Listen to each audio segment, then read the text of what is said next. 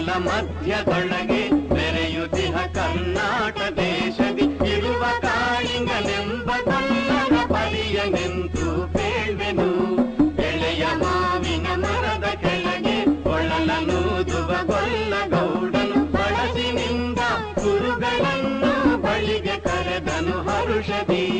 ಗಂಗೆ ಬಾರೆ ಗೌರಿ ಬಾರೆ ತುಂಗಭದ್ರೆ ತಾಯಿ ಬಾರೆ ಪುಣ್ಯಕೋಟಿ ನೀನು ಬಾರೆ ಎಂದು ಗೊಲ್ಲನು ಕರೆದನು. ಗೊಲ್ಲ ಕರೆದ ಧ್ವನಿಯ ಕೇಳಿ ಎಲ್ಲ ಹಸುಗಳು ಬಂದು ನಿಂತು ಚೆಲ್ಲಿಸೂಸಿ ಹಾಲು ಕರೆಯಲು ಅಲ್ಲಿ ತುಂಬಿತು ಬಿಂದಿಗೆ.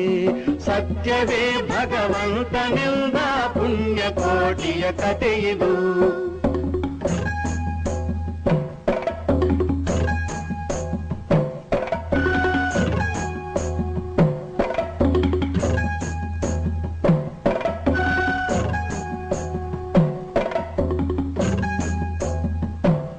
ಹಬ್ಬಿದ ಮಲೆ ಮಧ್ಯದೊಳಗೆ ಅರ್ಭುತನೆಂದೆಂಬ ವ್ಯಾಘ್ರನು ಅಬ್ಬರಿಸಿ ಹಸಿ ಹಸಿದು ಬೆಟ್ಟದ ಕಿಬ್ಬಿಯೊಳು ತಾನಿದ್ದನು.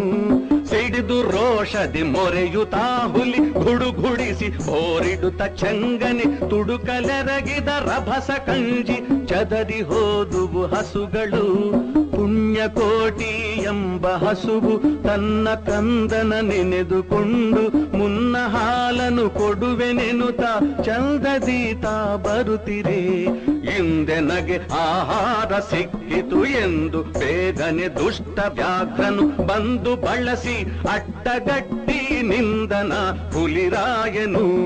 ಸತ್ಯವೇ ಭಗವಂತನೆಂದ ಪುಣ್ಯಕೋಟಿಯ ಕಥೆಯಿದು.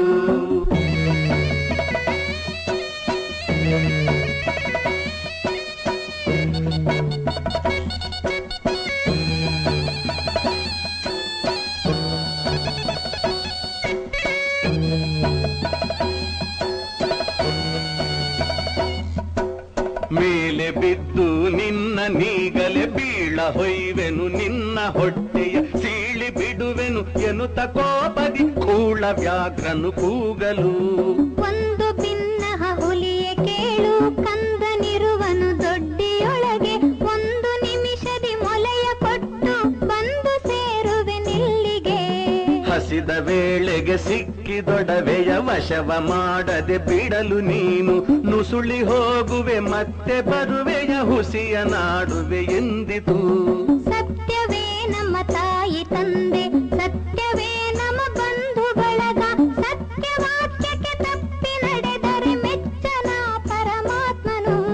ಸತ್ಯವೇ ಭಗವಂತನಿಂದ ಪುಣ್ಯಕೋಟಿಯ ಕಥೆಯಿದು.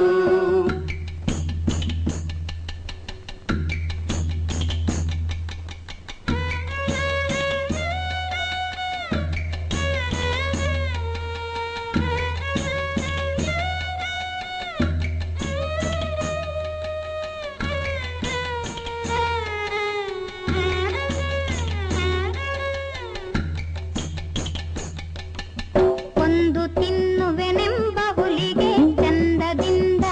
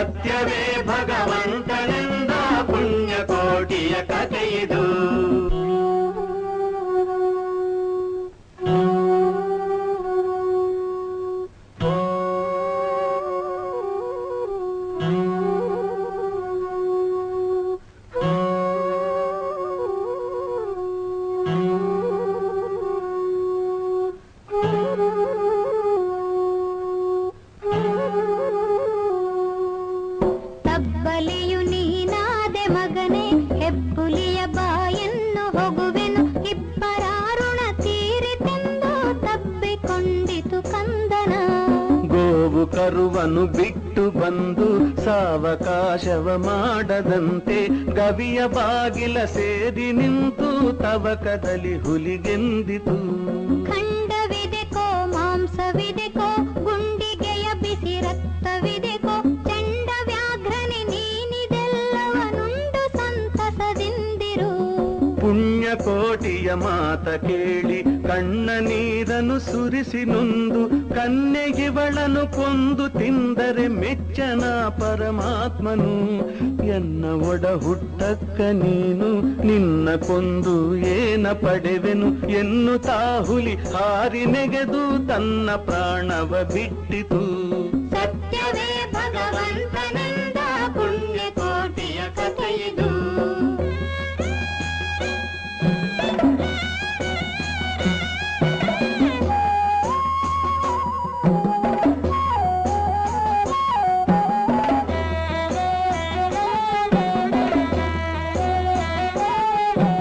ಪುಣ್ಯಕೋಟಿಯು ನಲಿದು ಕರುವಿಗೆ ಉಣ್ಣಿಸೀತು ಮೊಲೆಯ ಬೇಗದಿ ಚೆನ್ನಗೊಲ್ಲನ ಕರೆದು ತಾನು ಉನ್ನತಾದಿಂತೆಂದಿತು. ಎನ್ನ ವಂಶದ ಗೋಗಳೊಳಗೆ ನಿನ್ನ ವಂಶದ ಗೊಲ್ಲರೊಳಗೆ ಮುನ್ನ ಪ್ರತಿ ಸಂಕ್ರಾಂತಿಯೊಳಗೆ ಚೆನ್ನ ಕೃಷ್ಣನ ಭಜಿಸಿರೈ. ಈವನು ಸೌಭಾಗ್ಯ ಸಂಪದ ಭಾವಜಾಪಿತ ಕೃಷ್ಣನು. ಈವನು ಸೌಭಾಗ್ಯ ಸಂಪದ ಭಾವಜಾಪಿತ ಕೃಷ್ಣನು. ಈವನು ಸೌಭಾಗ್ಯ ಸಂಪದ ಭಾವಜಾಪಿತ ಕೃಷ್ಣನು. ಈವನು ಸೌಭಾಗ್ಯ ಸಂಪದ ಭಾವಜಾಪಿತ ಕೃಷ್ಣನು.